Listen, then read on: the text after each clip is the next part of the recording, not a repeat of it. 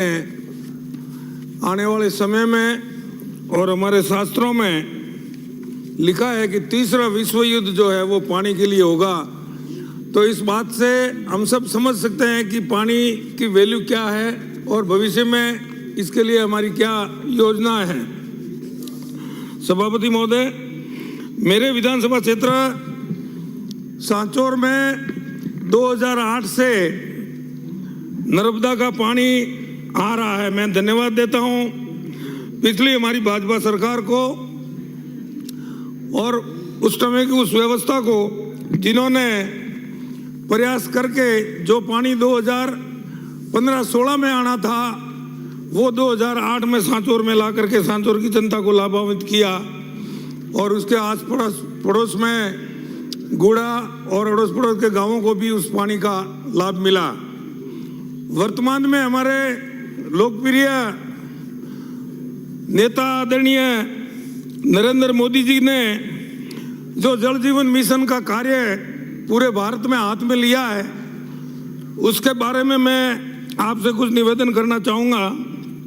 वैसे जल जीवन मिशन का मतलब तो ये था कि भाई हर घर में जल हो, हर नल में जल हो, हर घर में नल हो, लेकिन पिछली कांग्रेस सरकार ने जिस प्रकार से टेंडर वगैरह दे करके जो आपाधापी करी है और जो उसमें भ्रष्टाचार किया है उसका आंकलन अगर करने जाएं तो मेरे लिए पूरा दिन भी कम पड़ेगा।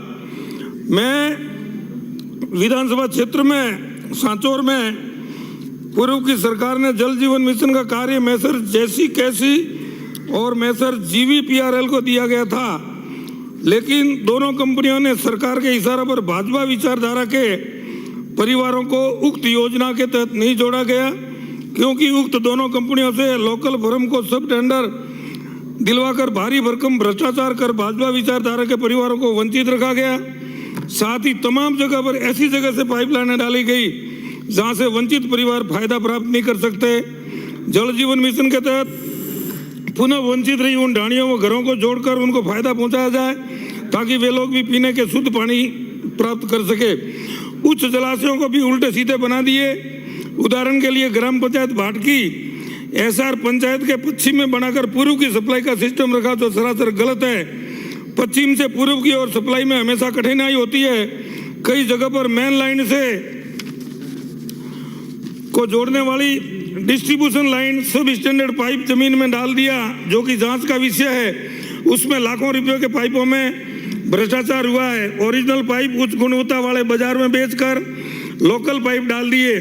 पंचायत समिति चितलवाना में जैसी कैसी कंपनी ने वहां के स्थानीय लोगों को पंचायत वाइज वर्क सबलेट किया था, जिसकी वजह से स्थानीय कार्य करने वालों ने राजनीतिक व्यवस्था से भाजपा विचारधारा के गांव ढाणियों को छोड़ दिया और पाइपलाइन को उल्टा सीधा घुमा कर डाल दिया, जिसकी दूरी कहीं पर 0.1 किलोमीटर से भी अधिक है, ताकि उन लोगों को जल जीवन मिशन में पेयजल का लाभ नहीं मिले। और कई जगह गलत जगह या विवादित जगह पर बूस्टर प्रस्तावित कर दिया ताकि हमेशा विवाद होता रहे।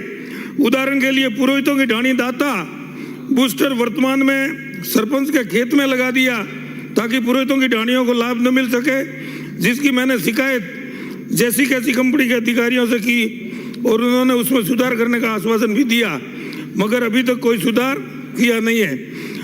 पिछले एक बहुत बड़ा उदाहरण देता हूं सभापति महोदय, मैं इसके बाद खत्म करता हूं, ये लास्ट है।